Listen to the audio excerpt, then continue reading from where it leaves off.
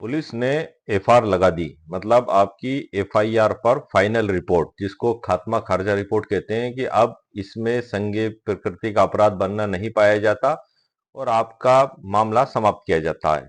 तब उस मामले में केस डायरी और अन्य डॉक्यूमेंट्स कैसे तलब कराएं? थाने से कोर्ट में। क्योंकि मामला यहाँ पर इस प्रकार से आकर रुक जाता है कि जब भी एफआईआर पे खात्मा खारिजा लगाया जाता है तो पुलिस को सिर्फ उस पे खात्मा रिपोर्ट लगाने का अधिकार होता है। उसकी कंफर्मेशन, उसकी तस्दीक मजिस्ट्रेट जज साहब के द्वारा ही की जाती है और संबंधित थाना जो जज साहब के क्षेत्राधिकार में आता है, उन्हीं जज साहब के समक्ष उस रिपोर्ट को पेश किया जाता है। एक सामान्य प्रोसीजर मैं आपको बता रहा हूं, उसके बाद में उस आवेदन की ड्राफ्ट बताऊंगा। सबसे आज का मेन हमारा मकसद वीडियो का ड्राफ्ट ही है कि हम किस प्रकार से धारा 94 बीएनएसएस 2023 के तहत आवेदन लगा सकते हैं और 193 की उपधारा 9 के तहत फर्दर इन्वेस्टिगेशन की हम मांग कर सकते हैं। तो जब भी रिपोर्ट लगा दी जाती है तो संबंधित मजिस्ट्रेट साहब के समक्ष उस आवेदन को, उस रिपोर्ट को पुलिस अधिकारी के द्वारा पेश किया जाता है। जब पेश किया जाता है तो इसमें जो है कि एक सुप्रीम कोर्ट का लैंडमार्क जजमेंट भी है, पुलिस कमिश्नर विरुद्ध भगवत सिंह करके, इसके ऊपर स्पेशल वीडियो भी मैंने बनाया। उसमें ये सिद्धांत ही प्रतिपादित किए गए हैं और कानून में भी नियम दिया गया है कि सिर्फ उनकी अधिकारी, पुलिस अधिकारी की रिपोर्ट पे जज साहब एक तरफा उसको खारिज नहीं करेंगे। जिस फरियादी ने एफआईआर लिखाई थी उसको सूचना दी जाएगी। एक प्रोसीजर बता रहा हूँ, दो तरीके की प्रोसीजर बताऊंगा मैं आपको, एक तो ये वाली और एक और वाली है जो मैं अभी आपको बताऊंगा। इसके बाद जब सूचना जारी की जाती है तो सूचना जारी करने का मकसद ये होता है कि उनके बयान नोट किए जाएंगे फरियादी के। पूछा जाएगा कि पुलिस के द्वारा ये रिपोर्ट लगाई गई है तो क्या आप इससे सहमत हैं, इसको खत्म कर देना चाहिए। अब यदि कुछ मामले ऐसे होते हैं कि वास्तव में कोई फरियादी को भी नुकसान नहीं है उसमें और सालों हो गए उसमें कोई जांच आगे बढ़ नहीं रही, मुलजिमों के भी पते नहीं है, तो ऐसी स्थिति में फरियादी भी कह देता है कि हाँ माननीय न्यायालय, मुझे इसमें कोई दिक्कत नहीं, आपत्ति नहीं है, तो वो खात्मा उसमें लगा दिया जाता है। लेकिन सवाल तो ये उठता है कि जब कोई गंभीर प्रकृति का अपराध हुआ है, अपराधी गण भी सब सामने मौजूद हैं, नाम, पते, घर का, मकान का नंबर, गली मोहल्ला नंबर, फोटो, सब कुछ मौजूद है और उन अपराधियों को पहचानता भी है और अपराध साबित भी है और गंभीर प्रकृति का अपराध है, और उसके बाद भी पुलिस खात्मा रिपोर्ट लगा दे तो उसकी पीड़ा और उसका दुख जो है वो सिर्फ वही महसूस कर सकता है। अब वो रिपोर्ट खत्म करने की बात तो दूर है, वो तो चाहता है कि मुलजिमों की गिरफ्तारी हो, इनको जेल भेजा जाए, लेकिन कोई कार्रवाई नहीं की जा रही। तो ऐसी स्थिति में फिर सवाल ये उठता है कि कानून का उपयोग हम किस प्रकार से कर सकते हैं। यहाँ पर मैं आपको, जैसा कि मैंने मेरे पिछले वीडियो में भी आपको बताया है कि फाइनेंशियल फ्रॉड का एक उदाहरण मैंने अक्सर मेरे वीडियो में लिया, 30,37,500 का। इतना बड़ा अमाउंट एक आम व्यक्ति के जीवन लग जाता है उसको सर कमाने में, और उसके कुछ अपने ही उससे झूठ बोलकर किसी कंपनी के नाम पर ठगी करके वो पैसा उससे ले जाए और वो पैसा उसको वापस ना करे और वो पुलिस थाने पर रिपोर्ट दर्ज कराए, पुलिस एफआईआर दर्ज कर ले और उसमें कुछ समय इन्वेस्टिगेशन करने के बाद ये कह दे कि इसमें तो कोई अपराधी बनना नहीं पाया जाता, जबकि बैंक ट्रांजैक्शन मौजूद हैं। वो चिल्ला चिल्ला कर कह रहे हैं कि ये पैसा आरोपीगण के खाते में गया है, किसी कंपनी के नाम से फर्जी एजेंट बनकर इन्होंने लिया है, किसी कंपनी में नहीं दिया है, मेरे साथ धोखा हुआ। उसके बाद भी पुलिस या तो पॉलिटिकल प्रभाव के कारण या एक्स वाई जेड जो भी कारण हो, जिस भी कारण से अगर ये रिपोर्ट लगा दे तो फरियादी कभी उससे संतुष्ट नहीं होता। वो तो चाहता है कि इसमें दोबारा इन्वेस्टिगेशन आगे बढ़े और मुलजिमों को गिरफ्तार करके जो है कि जेल भेजा जाए। अच्छा, इसी स्थिति में उन अपराधियों का आदतन रिकॉर्ड भी उसके द्वारा थाने पर पेश कर दिया गया। उससे पहले जिन लोगों के साथ चीटिंग की गई थी और कोर्ट में उनका मुकदमा चल रहा था, कोर्ट ने उनकी 3-3 बार जमानत खारिज की थी, वही आरोपीगण जिन्होंने 30,37,500 की चीटिंग की, एक माह पूर्व 8,60,000 की चीटिंग भी अन्य लोगों के साथ की थी। ये घटना सर मैं आपको इसलिए बता रहा हूँ क्योंकि आपको मामला पूरा समझ में आ जाए और आप इसको आपके केस की परिस्थिति के हिसाब से यूज कर सकते हैं सर इस ड्राफ्टिंग को। ये मैंने एक फाइनेंशियल फ्रॉड को बेसिक आधार बनाकर ये बनाई है, लेकिन इसमें आप घटना और फैक्ट आपके केस की परिस्थिति के हिसाब से बदल सकते हैं। संज्ञेय प्रकृति का अपराध कोई भी हो सकता है, वो आप घटना को आप उस हिसाब से इसमें सेट कर लें, जो मैं भी आपको आगे बताने जाने वाला हूँ। डिजिटल ई बुक के अंदर पूरी ड्राफ्ट मैंने आप लोगों के लिए तैयार करके रखी है, 22 अध्याय है उसमें, और भी बहुत कुछ जरूरी जानकारियां जो आपके लिए काम की हो सकती हैं वो भी मैंने उसमें तैयार करके रखी हैं। डिजिटल ई बुक की लिंक इस वीडियो के नीचे डिस्क्रिप्शन बॉक्स में मेरे द्वारा दे दी गई है, आपको आवश्यकता महसूस हो तो आप उसे खरीद भी सकते हैं। अब हम आगे बढ़ते हैं कि जब मामला यहाँ पर आ गया तो एक प्रोसीजर तो ये हो गई कि न्यायालय से नोटिस जारी होगा, गवाह उसके होंगे, और गवाह होने के बाद न्यायालय को लगता है कि वास्तव में अपराध हुआ है, तो पुलिस के द्वारा जो खात्मा रिपोर्ट लगाई गई है उसको कैंसिल कर दिया जाता है और वापस मामले में इन्वेस्टिगेशन प्रारंभ कर दिया जाता है। न्यायालय खुद भी उसमें संज्ञान ले सकते हैं और 193 की उपधारा 9 के तहत इन्वेस्टिगेशन का आदेश भी पुलिस अधिकारी को दे सकते हैं। तो एक तो प्रोसीजर सर ये हो गई। दूसरी प्रोसीजर इससे ठीक हटके है कि मामला यह है कि पुलिस अधिकारी के द्वारा फाइनल रिपोर्ट लगा दी गई, एफआईआर खात्मा खारिजा, और उसको थाने पर ही पटक कर रख लिया गया। उन मजिस्ट्रेट के साहब के समक्ष जिनके क्षेत्राधिकार में उनका थाना आता है, महीनों वहां पेश नहीं किया जा रहा है। फरियादी बार बार थाना प्रभारी महोदय से मिल रहा है, इन्वेस्टिगेशन ऑफिसर से मिल रहा है, उनसे निवेदन कर रहा है कि सर मेरे साथ 30,37,500 की धोखाधड़ी की, और अगर आप इस प्रकार से इसमें खात्मा लगा देंगे तो सीधा सा मतलब तो ये हुआ कि आरोपीगण मेरा पैसा खा जाए, क्योंकि यदि आप कार्रवाई नहीं करेंगे तो कौन करेगा सर इसमें। लेकिन उसकी बात को नहीं सुना गया और खात्मा उसमें लगा दिया गया और महीनों तक पटक के रखा गया। वो परेशान, वो वकील साहब से मिला, वकील साहब ने भी सब मामला देखा। अब इसमें जब ये इसमें आप प्रोसीजर सुनते चलें सर, क्योंकि ये आप आपके केस के हिसाब से उसको लागू कर लेना। मैं आपको एक प्रैक्टिकल प्रोसीजर बता रहा हूं मैं आपको। अब मामला यहाँ पर निकल कर आया कि भाई थाने पर दबा कर रख लिया गया, किसी भी अदालत में पेश नहीं किया गया। फिर उसके बाद वापस अधिकारी महोदय से मिला गया, इन्वेस्टिगेशन ऑफिसर थाना प्रभारी से, तो उन्होंने एक नई चीज बताई। अब ये इसके पीछे जो भी एक्स वाई जेड कारण हो कि हम मजिस्ट्रेट साहब के समक्ष पेश नहीं करेंगे जहां पर ये रूटीन में पेश किया जाता है, हम सीजीएम कोर्ट में पेश करेंगे। वो बड़ा हैरान परेशान। उनके वकील साहब ने जज साहब से भी निवेदन किया, जज साहब भी खामोश कि ये इसे क्यों हो रहा है। हालांकि मैंने आपको पहले भी बताया था कि 175(3) भारतीय नागरिक सुरक्षा संहिता 2023 के तहत इसी पक्षकार के द्वारा पहले से ही जुडिशियल मजिस्ट्रेट फर्स्ट क्लास के समक्ष एक आवेदन पेश किया गया था। क्योंकि एफआईआर उसकी दर्ज हो चुकी थी, 3 मुलजिमों को उसमें अभियुक्त बनाया गया था, 2 को छोड़ दिया गया था। एक का नाम तो उसने रिपोर्ट में लिख के दिया था, फिर भी पुलिस ने उसको मुलजिम नहीं बनाया था। और एक का जांच के दौरान बैंक स्टेटमेंट से पता लगा था कि आरोपीगण ने पैसा उसके खाते में भेजा है, तो उसको भी सह अपराधी बताते हुए उसको भी मांग की थी। वो पुलिस अधिकारी के द्वारा इन्वेस्टिगेशन में उसने बयान भी दे दिए थे। बयान एफआईआर दर्ज होने के बाद बयान में भी चीज रिकॉर्ड पर आ गई थी। उसके बाद भी पुलिस अधिकारियों के द्वारा इन 2 को मुलजिम नहीं बनाया गया था। इन 2 को मुलजिम बनाने के लिए 175(3) भारतीय नागरिक सुरक्षा संहिता 2023 के तहत आवेदन जज साहब के समक्ष पेश किया गया था, जो पहले 156(3) थी दंड प्रक्रिया संहिता में। अब यह आवेदन तो विचाराधीन ही था। उसी में उनके वकील साहब ने निवेदन किया कि माननीय न्यायालय, ये स्थिति चल रही है और यहाँ भी पेश नहीं किया जा रहा है और ना जिले में पेश किया जा रहा है, हम तो परेशान है, हमारा पक्षकार के साथ तो बड़ा अनजस्टिस हुआ। उसके तो 30,37,500 रुपए ठग कर भी लिए गए और पुलिस ने भी क्लीन चिट दे दी। अब हमारे साथ तो धोखा हो गया, अब हम या तो घर चुपचाप बैठ जाए, हमें न्याय कहाँ मिलेगा। जज साहब ने पुलिस रिपोर्ट तलब करने का आदेश किया, तो 18 महीने बाद सर, बार बार हर तारीख पुलिस रिपोर्ट के लिए लगी। ये अत्यधिक डिले अपने आप में एक डाउट पैदा करता है। 18 महीने बाद पुलिस रिपोर्ट पेश की गई। वहां पर भी क्या चालाकी हुई कि उस रिपोर्ट में लगाया गया, लिखा गया कि अपराध बनना नहीं पाया जाता है, साथ ही हम इसको सक्षम न्यायालय सीजीएम साहब के समक्ष पेश करेंगे। अब मामला बड़ा अजीबोगरीब हो गया।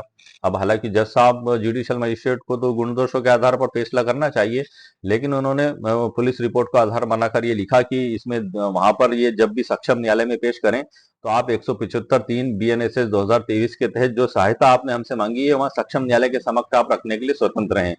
हालांकि उसकी निगरानी हमारे द्वारा एडीजे कोर्ट में कर दी गई है, यह कहते हुए कि गुण दोषों के आधार पर पेश होना चाहिए, क्योंकि माननीय न्यायालय को अधिकार है कि पुलिस कुछ भी रिपोर्ट पेश करे उसको मानने के लिए बाध्य नहीं है। तो जुडिशियल मजिस्ट्रेट को पुलिस रिपोर्ट को दरकिनार रखते हुए हमारे आवेदन पर गुण दोषों पर विचार करना चाहिए था और 2 मुलजिमों को और बढ़ाने की मांग करना चाहिए थी। ये सक्षम न्यायालय में अब ये पेश करें या ना करें, इनकी मर्जी, क्योंकि वैसे भी काफी महीनों से थाने पे केस डायरी पूरा रिपोर्ट रखी हुई थी, दबी पड़ी थी।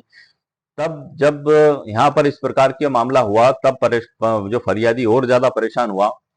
उसने उसकी खेती की जमीन को बेचा था, खेती की जमीन को बेच के इन आरोपीगण को पैसा दिया था, और आरोपीगण में एक आरोपीगण को बचपन से जानता था, पारिवारिक संबंध थे, इस कारण से भरोसे के आधार पर सर ये पैसा दिया गया था। हालांकि जो फरियादी गण है वो पढ़े लिखे भी थे, लेकिन जहां सर भरोसा हो जाता है तो फिर आदमी भरोसा कर लेता है कि हाँ मेरे साथ धोखा नहीं होगा। तो लेकिन विश्वास वही होता है जहाँ विश्वासघात वही होता है जहां हमारा पूरा विश्वास होता है। अब यहाँ पर मामला जब इस मामले पर आ गया तो फरियादी स्वयं तकरीबन 4 या 5 बार जिले पर गया, 70-80 किलोमीटर दूर, काफी परेशान हुआ, वहां बाबूजी से मिला, कर्मचारियों से मिला और उनके द्वारा रिकॉर्ड विकॉर्ड में जहां आता है वो आवक जावक वहां जानकारी ली, तो पता लगा कि ऐसी कोई पुलिस रिपोर्ट, फाइनल रिपोर्ट जो है कि थाना प्रभारी के द्वारा वहां पेश नहीं की गई। अब उसको और परेशानी बढ़ गई कि आखिर मेरे साथ ऐसा हो क्यों रहा है, प्रोसीजर से हटके इस प्रकार का एक्टिविटीज क्यों हो रही है। ये सीखने के उद्देश्य से सर आपको बता रहा हूं मैं कि इसमें मामले में कहाँ पे कानून किस प्रकार से कैसे अप्लाई होगा। आप आपके मामले में इसको अपनी घटना परिस्थिति के हिसाब से आप इसको अप्लाई कर सकते हैं, लागू कर सकते हैं, लेकिन आपको फैक्ट पूरे बदलना होंगे। अब उसने वकील साहब से संपर्क किया, तब वकील साहब के द्वारा एक प्रोटेस्ट पिटीशन, हालांकि प्रोटेस्ट पिटीशन शब्द का कोई वजूद नहीं है, इसको हम विरोध याचिका कह दें कि जो पुलिस के द्वारा असत्य खात्मा लगाया गया है उसको निरस्त कराने का आवेदन, शुद्ध भाषा में, देशी भाषा में अगर हम समझें तो उनके वकील साहब ने सीधे सीजीएम कोर्ट में ही पेश किया। सीजीएम साहब ने तुरंत वहां से नोटिस जारी किया थाना प्रभारी को। थाना प्रभारी के द्वारा 15 दिन के अंदर, जो महीनों से दबा कर रखी गई थी एफआईआर रिपोर्ट, 15 दिन के अंदर सीजीएम साहब के समक्ष पेश कर दी गई। सीजीएम साहब ने तुरंत नोटिस जारी किया एवं कुछ दिन बाद ही वापस फरियादी को कहा, आओ आप बयान दो। उनके बयान हो गए। बयान होने के बाद फिर वहां पर आईओ के बयान लिए गए उसके बाद, और उसके बाद फिर अंतिम आर्गूमेंट के लिए मामला लगा। अब मैं आपको बता दूं कि जो सीजीएम साहब के समक्ष आवेदन पेश किया गया है तो उसके साथ तकरीबन 6 आवेदन पेश किए जाते हैं। हालांकि जैसे ही आपने विरोध आवेदन आप देते हैं तो वैसे ही जो नोटिस थाने पे जाता है तो थाने के जो आईओ हैं वो पूरी केस डायरी लेकर आते हैं, उसमें सारे दस्तावेज रहते ही रहते हैं, लेकिन फिर भी आप उसके साथ धारा 94 का आवेदन आप जरूर लगाएं, बीएनएसएस 2023 का, जिसमें वहां से डॉक्यूमेंट्स मंगाने का निवेदन रहता है। ताकि आप उसमें प्रार्थना में तो लिखेंगे नहीं ये वाली बात, उसमें तो आप यही लिखेंगे मूल विरोध याचिका में कि या अधीनस्थ न्यायालय की जो है कि फाइनल रिपोर्ट इसको निरस्त किया जाए और ये 2 मुलजिम और बढ़ाए जाए और इसमें इन्वेस्टिगेशन प्रारंभ किया जाए। अब मामला ये आया कि जब आप ये आवेदन लगाएंगे तो उस आवेदन की ड्राफ्ट क्या होगी। यहाँ पर मैं बता दूं इसमें आपको थोड़ी सी बात और, आपके बयान हो गए, आईओ के बयान हो गए, उसके बाद आप इसमें रिटर्न आर्गूमेंट जरूर पेश करें। मैंने अभी 2 दिन पहले ही वीडियो स्पेशल इसी टॉपिक पर अपलोड किया है कि एफआईआर में रिटर्न आर्गूमेंट किस प्रकार से पेश की जाए ताकि आपके पक्ष में मामला आ सके, क्या क्या कानून, क्या क्या सावधानियां बरती जाए। उसकी ड्राफ्टिंग कल ही 2 दिन पहले ही मैंने चैनल पर अपलोड की है। उसकी रिटर्न में डिजिटल ई बुक भी आप लोगों के लिए बना दी है। डिजिटल ई बुक की लिंक भी उसी वीडियो के नीचे डिस्क्रिप्शन बॉक्स में मेरे द्वारा दे दी गई है। अब जो हम मामला मैं आपको बता रहा था कि ये जो खास तौर से आवेदन, तकरीबन इसमें 6 आवेदन इसमें पेश किए जा सकते हैं, एक नहीं। उनके खाते फी भी फ्रीज किए जाए, उनकी संपत्ति भी जब्त की जाए, और जो है कि समन जो है कि यदि मुलजिम जैसे कि कहीं दूसरे स्टेट में रह रहे हैं और तामील नहीं हो रही है, महीनों लग रहे हैं, तो इलेक्ट्रॉनिक संसूचना के द्वारा भी तामील करवाई जाए, यह आवेदन भी पेश किया जा सकता है। धारा 64 और धारा 71 और 70 और धारा 530 भारतीय नागरिक सुरक्षा संहिता में विशेष प्रावधान दिए गए हैं कि इस प्रकार से जो है कि तामील करवाई जाने का निवेदन हम कोर्ट में जज साहब के समक्ष कर सकते हैं। और हालांकि हर स्टेट में, ऑल इंडिया में गजट पारित किए गए इसकी प्रोसीजर को एग्जीक्यूशन करने के लिए, विशेष तौर से जैसे कि मध्य प्रदेश में अलग है, ऑल इंडिया में अलग है। तो इसके ऊपर भी सर मैंने स्पेशल वीडियो बना दिया है कि कोर्ट से व्हाट्सएप और ईमेल पर तामील का आदेश कैसे कराएं। तो हम, हालांकि जज साहब तो सभी जानते हैं, लेकिन कभी कभी ऐसा भी हो जाता है, जैसे मैंने ही पेश किया था तो जज साहब ने एक ही सवाल किया कि वकील साहब इसमें तो प्रोसीजर नहीं दी हुई है, आपने बताया लिखा हुआ है, मान लिया हमने कि करवाई जा सकती है, लेकिन इसका एग्जीक्यूशन कैसे किया जाएगा। हालांकि अभी नया लॉ है, अप्लाई हो चुका है, लेकिन कई बार कुछ बातें आ जाती हैं। तो मैंने पूरे ऑल इंडिया का जो गजट होता है वो पेश किया, जज साहब ने क्या, नहीं वकील साहब स्टेट का अलग है। फिर मैंने सर्च किया और स्टेट का वो गजट निकाल कर पेश किया। उसमें पैरा क्रमांक 11 में गजट के लिखा हुआ है कि आप जब आवेदन देंगे तो जज साहब उसमें आदेश करेंगे, उसके बाद ये सूचना जाएगी थाना प्रभारी महोदय को, और वो संबंधित पुलिस अधिकारी उसकी तामील भेजेंगे उसके उस ईमेल आईडी पे और फोन नंबर पे जो आपने उसमें लिखी हुई है, और तामील होने के बाद उसकी रिपोर्ट कोर्ट में पेश करेंगे। ये प्रोसीजर है इसकी सर, इलेक्ट्रॉनिक संसूचना के द्वारा। हालांकि मेरे मामले में गुड लक ये हमारा रहा कि रजिस्टर्ड डाक से तामील हो गई थी, तो उसमें आगे आदेश करा की आवश्यकता में पड़ी नहीं, लेकिन इस प्रोसीजर तक मैं पहुंच चुका था तो मेरे द्वारा एप्लीकेशन लगाई जा चुकी थी। आप भी इसमें प्रयास कर सकते हैं कोर्ट में जज साहब के समक्ष, चूंकि कानून में ये सुविधा दे दी गई है इसलिए। और इसका आपके ऑल इंडिया में जो भी स्टेट हो आप उस स्टेट का पालन करें। अब हम थोड़ा सा आगे बढ़ते हैं सर जिस टॉपिक पर, हमें धारा 94 थाने से केस डायरी तलब कराने कराने के लिए, ये इसलिए मैं बता रहा हूँ क्योंकि कई बार मामले में ऐसा होता है कि पता लग रहा है कि केस डायरी में से बहुत से डॉक्यूमेंट्स गायब हो गए। जैसे कि आपने एफआईआर दर्ज करवाई, एफआईआर दर्ज कराने के बाद आपके बयान ही डायरी में नहीं है, तो ये पता कब लगेगा, जब वो पूरी केस डायरी तलब की जाएगी। पता लग रहा है फाइनेंशियल फ्रॉड में आपने बहुत जरूरी बैंक स्टेटमेंट पेश किए, जैसे कि 30,37,500 में से 2,37,500 का एक अभियुक्तगण के खाते में, 1 लाख का भी अभियुक्त के खाते में, 27 लाख का भी अभियुक्त के खाते में।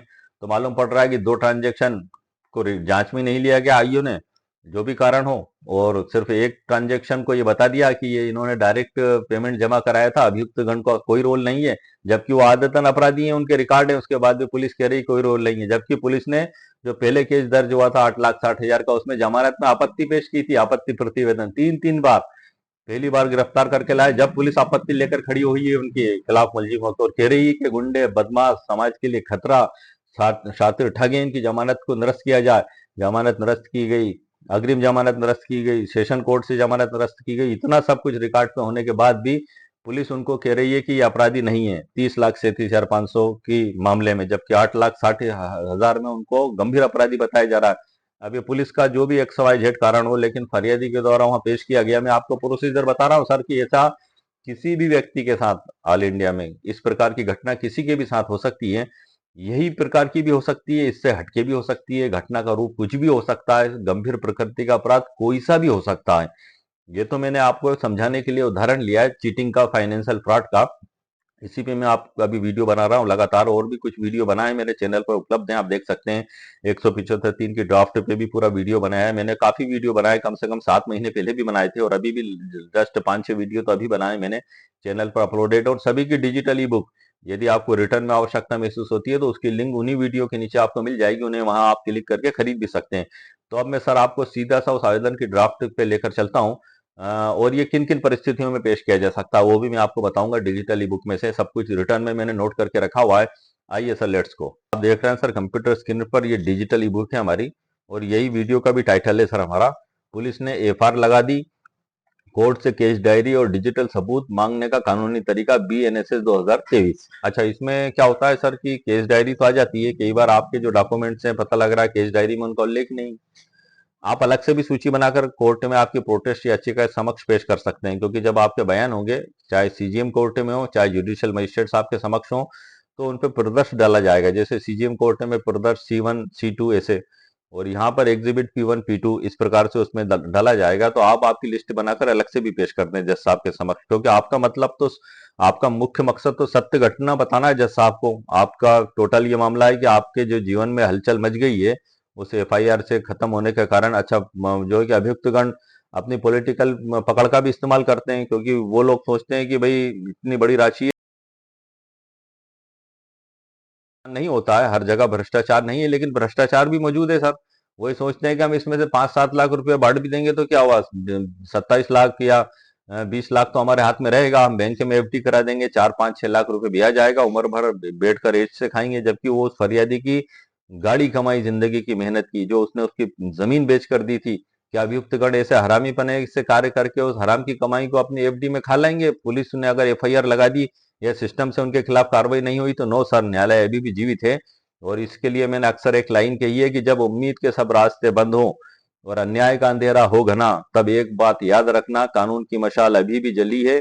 ये जंग लड़ने का हौसला रखो, जीत आपकी गली में खड़ी है। गली मोहल्ले में मतलब इतनी आसानी से आपको जीत मिल जाएगी, मगर आप हौसला रखें। अब आप ये देख रहे हैं सर, ये पूरी इसमें मैंने पूरी डिटेल जानकारी लिखी हुई है कि जब पुलिस किसी धोखाधड़ी या संज्ञेय अपराध में खात्मा पेश कर देती है, जिसको फाइनल रिपोर्ट भी कहते हैं, तो मुख्य विरोध याचिका, प्रोटेस्ट पिटीशन के साथ धारा 94 एवं धारा 193(9) BNSS 2023 के तहत बैंक, केवाईसी, मनी ट्रेल और केस डायरी तलब कराने हेतु आवेदन सह आवेदन के रूप में प्रस्तुत किया जाएगा। ये पूरा सर डिजिटल ई बुक है, और उसके बाद इसमें डिस्क्लेमर भी है। उसके बाद ये अध्याय सर, इसमें इसमें तकरीबन जो है कि 23 अध्याय हो चुके हैं, और ये सब कुछ मैटर शामिल है। मैं वीडियो के अंत में सर आपको इससे परिचित भी करा दूंगा। और उसके बाद यहाँ से हमारा मुख्य अध्याय, मुख्य मुद्दा चालू होता है। इसमें मैंने जो अभी आपको जानकारी बताई सब कुछ मैंने इसमें नोट कर दी है। अब मैं सीधा आवेदन की ड्राफ्ट को सर पहले आपको बता देता हूँ। ये आ गया, छोटा सा आवेदन है सर, सिंपल सा आवेदन है, लेकिन हमें पता नहीं होता है, इसलिए हम पेश नहीं कर पाते हैं। ऊपर तो न्यायालय का नाम लिखना है सर, माननीय मुख्य न्यायाधीश मजिस्ट्रेट CGM/JMFC दो ही कर दिया है, क्योंकि दोनों परिस्थितियों में से जो भी परिस्थिति आपके सामने हो वहां आप परिवर्तन करके इसका उपयोग उस प्रकार से कर सकते हैं। प्रकरण क्रमांक लिख दे सर नीचे, यहाँ खात्मा लिख दें, हमने खात्मा लिख दिया। अच्छा, जरूरी नहीं है कि ये खात्मे में पेश की जाए, एक प्रोसीजर है। आप उसको जहां आवश्यकता महसूस हो डॉक्यूमेंट तलब कराने के लिए, वहीं इस आवेदन को आप पेश कर सकते हैं। आपको आपके मामले के फैक्ट बदलना होंगे इसमें, जो मैं आइडियल ड्राफ्ट बता रहा हूँ आपको। इसमें ऊपर आवेदक विरुद्ध अनावेदक गण, बीच में लिखा जाएगा आवेदन पत्र अंतर्गत धारा 94 एवं धारा पहले 91 थी सर, ये अब 94 हो गई है। 193 9 भारतीय नागरिक सुरक्षा संहिता बीएनएसएस 2023, जो क्रमशः धारा 91 एवं धारा 173 8 सीआरपीसी 1973 के समरूप हैं। विषय में सर आप लिख दें, पुलिस द्वारा जानबूझकर छिपाए गए साक्ष्यों, बैंक केवाईसी और मनी ट्रेल के दस्तावेज को रिकॉर्ड पर लेने एवं अग्रिम विवेचना हेतु माननीय महोदय, आवेदक की ओर से निम्न निवेदन है। नंबर 1 है, यह कि थाना जगह मैंने निर्दिष्ट कर दिया है सर, वहां आपके हिसाब से आप लिख सकते हैं, जो भी आपका थाना जिला तहसील हो। यह कि पुलिस थाना द्वारा प्रस्तुत खात्मा रिपोर्ट में पुलिस ने जानबूझकर उन साक्ष्यों को रिकॉर्ड से गायब किया है जो सीधे तौर पर आरोपियों की धोखाधड़ी सिद्ध करते हैं। दूसरा है, यह कि मुख्य आरोपी ने आवेदक को ठगने हेतु जो भी राशि एंटरप्राइजेस में और बैंक का खाता हमें नोट कराया था, और साक्ष्य के रूप में इसी खाते की चेकबुक का चेक क्रमांक का फोटो आवेदक के व्हाट्सएप पर भेजा था। ये एक अलग परिस्थिति है, मैं बता रहा हूँ, आप इसको अपने हिसाब से सेट कर लें। आप बताने का मकसद यही है, खाली मेरा काम सर सिर्फ रास्ता बताना है, मंजिल तक तो आप ही को जाना है। भाई आप, हम जैसे किसी शहर के लिए जाते हैं तो हमें रास्ता पता नहीं होता है, गाँव पे भी हम जाते हैं तो सड़क पे हमें रास्ता नहीं पता होता है, तो हम चौराहे पर बैठे या राहगीर से पूछते हैं कि भाई वो मैं उस गांव पे जाना चाहता हूँ, रास्ता कौन सा है, तो वो बताता है कि आप इस रास्ते पे जाइए। वो उंगली पकड़ के थोड़ी ले जाएगा, वो उसके काम करेगा। तो मेरा काम रास्ता बताना, मंजिल तक पहुंचना है सर, आपका काम है। भेजा था। नंबर तीसरा है, आवेदक ने उक्त खाते में दिनांक 21 अप्रैल 2023 को 27 लाख रुपए आरटीजीएस यूटीआर नंबर जो भी हो आपका सर लिख दें, क्योंकि हमें पूरी जानकारी लिखना होगी के माध्यम से जमा किए। नंबर चौथा है, यह कि विवेचना के दौरान यह तथ्य सामने आया कि उक्त राशि जमा होने के मात्र 10 मिनट के भीतर आरोपी के द्वारा ट्रेवल्स के खाते में, मतलब जो भी शहर का ट्रेवल्स है के खाते में स्थानांतरित कर दी गई। मतलब इन्होंने तुरंत पैसा जमा कराया आरोपीगण ने उस खाते में, और वहां से लेयरिंग के जरिए फर्जी तरीके से उसको निकालकर दूसरे खाते में लिए गए। जिस कंपनी का नाम बताया था उसमें नहीं लेके गए, स्थानांतरित कर दी। पुलिस के पास इस मनी ट्रेल और बैंक स्टेटमेंट के साक्ष्य उपलब्ध होने के बावजूद उन्होंने खात्मा रिपोर्ट में शामिल नहीं किया गया। अब यहाँ पर पुलिस ही लेकर आएगी सर, एक आम व्यक्ति को बैंक वाले बैंक स्टेटमेंट नहीं देते हैं। हमारे मामले में भी बैंक में सब जगह पक्षकार गया, लेकिन उन्होंने कहा भाई पुलिस आएगी या अदालत का आदेश होगा तो हम बताएंगे, ऐसे हम नहीं बताते। तो पुलिस को जब मालूम पड़ गया कि अभियुक्त गण खाते में से इतना बड़ा अमाउंट उस खाते में ले गए, तो उसको भी सहअपराधी मानक के बनाकर और इन्वेस्टिगेशन आगे बढ़ाना था और गिरफ्तारी करना थी। लेकिन पुलिस ने यहाँ एफआईआर लगा दी, फाइनल रिपोर्ट दे दी, खात्मा कर दिया कि कोई अपराध नहीं हुआ है, अभियुक्त गण को क्लीन चिट दे दी, जबकि पहले से अपराध करके बैठे हैं, रिकॉर्ड मौजूद है, उसको अनदेखा कर दिया। आगे बढ़ते हैं सर, पांचवा, यह कि बीएनएसएस की धारा 193 9 के तहत इस माननीय न्यायालय को यह शक्ति प्राप्त है कि वह पुलिस की अधूरी जांच को ठुकरा कर निष्पक्ष न्याय हेतु अग्रिम विवेचना का आदेश दे। प्रार्थना में लिखना है सर, अतः माननीय न्यायालय से विनम्र निवेदन है कि न्याय हित में निम्नलिखित आदेश प्रदान करने की कृपा करें। नंबर 1, थाने से इस प्रकरण की मूल केस डायरी एवं बैंक से प्राप्त इंटरप्राइजेस व ट्रेवल्स के समस्त स्टेटमेंट व केवाईसी दस्तावेज तलब किए जाएं। अच्छा, दूसरा क्या है कि पुलिस ने जांच में यह भी पा लिया था कि वो करंट अकाउंट आरोपीगण ने किसके नाम से खुलवाया था, किसी तीसरे के नाम से खुलवाया था। फर्जी लोग ऐसे ही काम करते हैं, और उसको भगवा दिया। पुलिस जब जांच करने गई तो घर पे ताला लगाकर भाग गया। ये कुछ भी बयान में नहीं बताया आईओ ने, सीजीएम साहब के समक्ष सब कुछ उसको छिपा लिया गया। जबकि पुलिस की ये भी जिम्मेदारी थी कि जो भाग कर गया वो भी अपराधी है, जिसके खाते में अभियुक्तगण ने पैसा भेजा वो भी अपराधी है। इन सब ने गैंग मिला के और टीम रच के इस अपराध को किया पूर्व नियोजित योजना के तहत। लेकिन पुलिस कह रही है कि जाइए, कोई अपराध नहीं हुआ, आप बैठे घर आराम से। अब उसकी तो रातों की नींद हराम हो गई, वो कहाँ से बैठेगा सर? 30,37,500 जिस व्यक्ति के जीवन में से चले जाए, क्या वो बैठ जाएगा पुलिस के कहने से? नो सर, अदालत हमारे लिए खुली हुई है, हम वहां प्रयास करते हैं। इसमें आएगा सर, बामे वीनू भाई हरिभाई मालवी बनाम गुजरात राज्य 2019 सुप्रीम कोर्ट का जजमेंट है, जिसमें प्रतिपादित सिद्धांतों के प्रकाश में उक्त मनी ट्रेल की निष्पक्ष जांच हेतु अग्रिम विवेचना के आदेश दिए जाएं। हालांकि आप मूल याचिका में विरोध याचिका में आपने सब कुछ निवेदन कर दिया, लेकिन इसमें भी लिख दें आरोपी के व्हाट्सएप डेटा एवं चेक क्रमांक के स्रोत की तकनीकी रिपोर्ट तलब की जाए।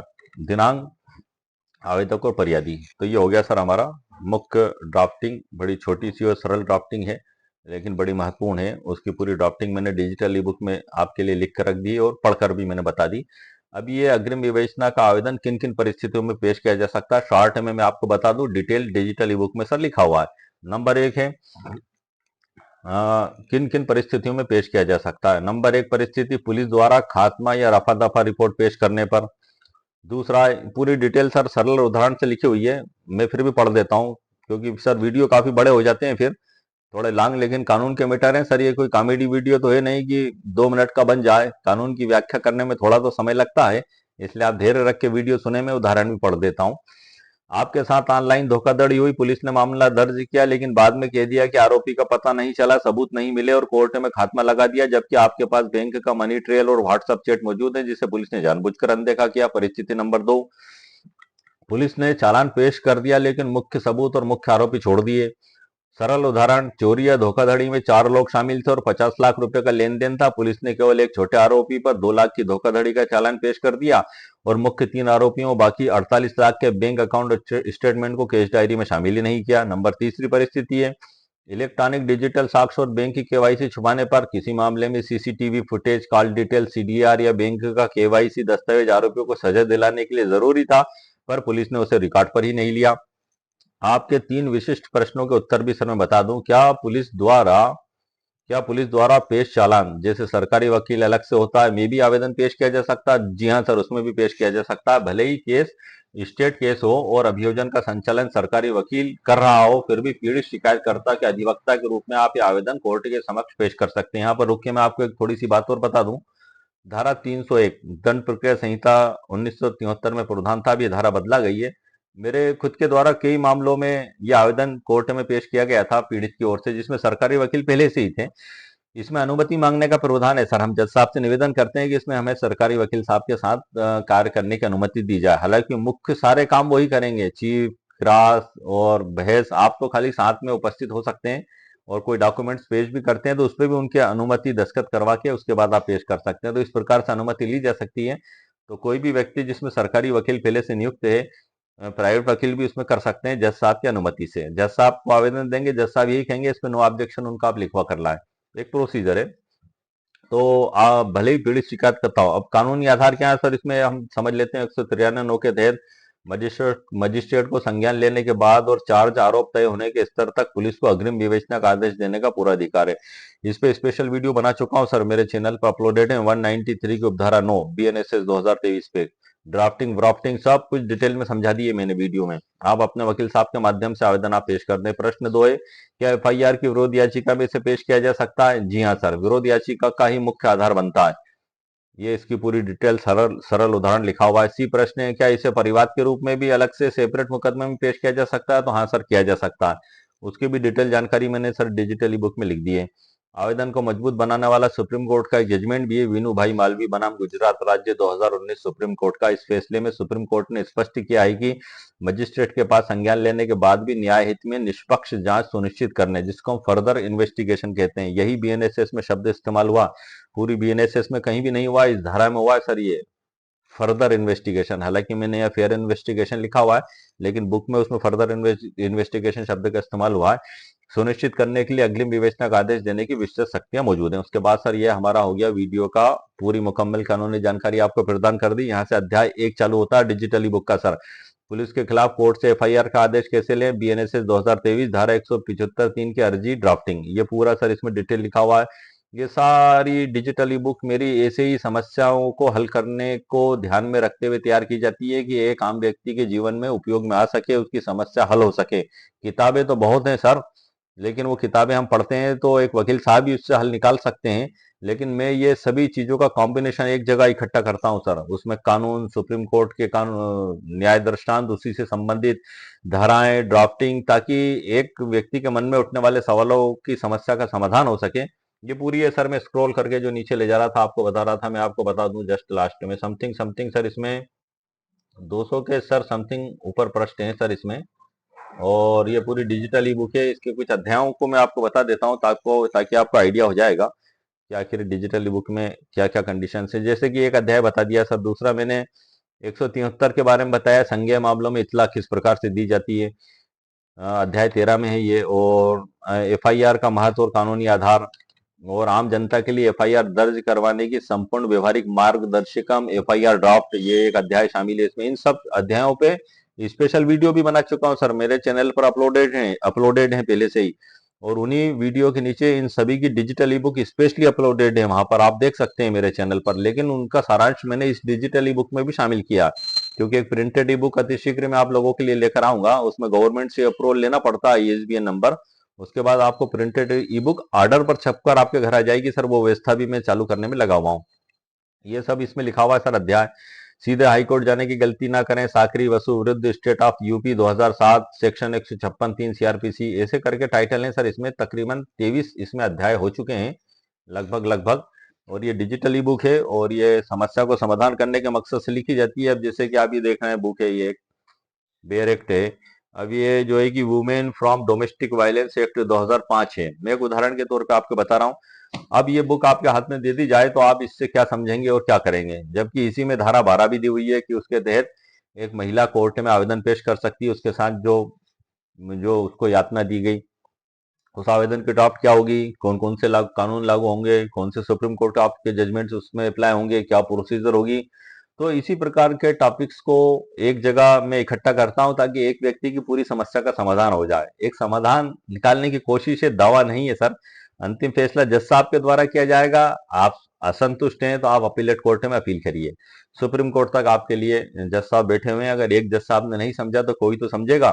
इसीलिए मैं अक्सर कानून की दुनिया में सर ये जुमला मोटिवेशनल लाइन इस्तेमाल करता हूं, क्योंकि हमें काफी ठोकरें खाना पड़ती है न्याय प्राप्त करने के लिए। किस्मत से कम समय में मिल जाए हमारी किस्मत है, वरना पीढ़ियां निकल जाती हैं सर कोर्ट में दावे लड़ते लड़ते, खासतौर से दीवानी मुकदमों में। इसलिए मैंने एक स्पेशल वीडियो बनाया उसमें जो है कि तारीख पे तारीख, तारीख पे तारीख, देवा की अदालत। एक सनी देओल का डायलॉग भी है, वो आपने सुना होगा पिक्चर में। मैंने उसका टाइटल यही रखा है, तारीख पे तारीख। मतलब पता लग रहा है कि 60 साल की उम्र में व्यक्ति ने दावा पेश किया और 85 साल की उम्र हो गई जब फैसला आ रहा है। या तो वो मरी गया बेचारा, तो ऐसा न्याय ही तो अन्याय हो गया उसके साथ। कहाँ जस्टिस हुआ, वो तो मरकर चला गया। पता लग रहा बाप ने केस लगाया, बेटा लड़ रहा है, पोता केस लड़ रहा है। तो उन सिविल दावों का शीघ्र निराकरण कैसे किया जाए, उसमें कौन कौन से कानून अप्लाई होंगे, कौन कौन से सुप्रीम कोर्ट ऑफ इंडिया के जजमेंट्स उसमें लागू होंगे, इन सबको एक जगह इकट्ठा करके मैंने एक डिजिटल ई बुक स्पेशल तैयार की है। और स्पेशल वीडियो भी तैयार किया है, मेरे चैनल पर अपलोडेड है। और उसी वीडियो के नीचे डिजिटल ई बुक की लिंक भी आपको सर मिल जाएगी। मैं उदाहरण के तौर पर आपको बता रहा हूँ कि किस प्रकार से मैं वीडियो आप लोगों की समस्या के समाधान के मकसद से बनाता हूँ और डिजिटल ई बुक भी आपको लिखता हूँ। पहले मैं डिजिटल ई बुक नहीं बनाता था सर। कई व्यूअर्स ने मेरे से कमेंट्स करके कहा कि सर आप जो भी वीडियो बनाएं तो उसका रिटर्न मैटर हमें जरूर दें डिजिटल ई बुक के रूप में। तो ये मैंने सुविधा आप लोगों के लिए चालू कर दी। अब कई वकील साहब का और कई लोगों के कमेंट्स से आ रहे हैं कि आप तो छपकर हमारे घर आए, ऐसी व्यवस्था करें। तो वो भी सर व्यवस्था कर दी, अति शीघ्र मैं चालू कर दूंगा।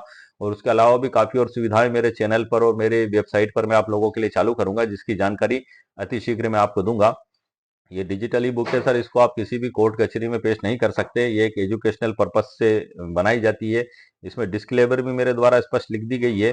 कोई भी कार्रवाई करने से पहले आप आपके वकील साहब से सलाह मशवरा करने के बाद ही कदम उठाए, वरना कोई भी नफा नुकसान होगा तो उसके लिए आप जिम्मेदार होंगे। मेरा वीडियो और मेरे चैनल डिजिटल ई बुक नहीं। ये किसी को व्यक्तिगत सलाह नहीं है सर, ये एक एजुकेशनल पर्पज के उद्देश्य से वीडियो मेरे द्वारा बनाए जाते हैं कि कानून क्या है और क्या कहता है। अब वो आप जिस प्रकार से समझें या ना समझें, लेकिन कोई भी कार्रवाई वकील साहब से पूछे बगैर कृपया ना करें, क्योंकि वो आप कानून के विशेषज्ञ हैं। वो जानते हैं कि इस कानून को कहां पर किस प्रकार से अप्लाई किया जाएगा, किस परिस्थिति में इसको लागू किया जा सकता है। हालांकि बड़ा आसान सा मैटर है सर। ये जो प्रॉब्लम सॉल्यूशन मेरे वीडियो, प्रॉब्लम सॉल्यूशन मेरी डिजिटल ई बुक्स हैं, ये आम लोगों की समस्या को हल करने के मकसद से तैयार किए जाते हैं। ये मैंने आपको इसका परिचय भी करा दिया डिजिटल ई बुक का। इसकी लिंक वीडियो के नीचे डिस्क्रिप्शन बॉक्स में मेरे द्वारा दे दी गई है। मात्र 299 रुपए इसकी सर कीमत रखी गई है। यदि आपको आवश्यकता महसूस होता है आप उसको लिंक पर क्लिक करके खरीद भी सकते हैं। उम्मीद है आपको मेरा वीडियो पसंद आया होगा। मेरे वीडियो को आप लाइक भी करें, शेयर भी करें और सब्सक्राइब भी करें। ओके, शुक्रिया, थैंक यू सर।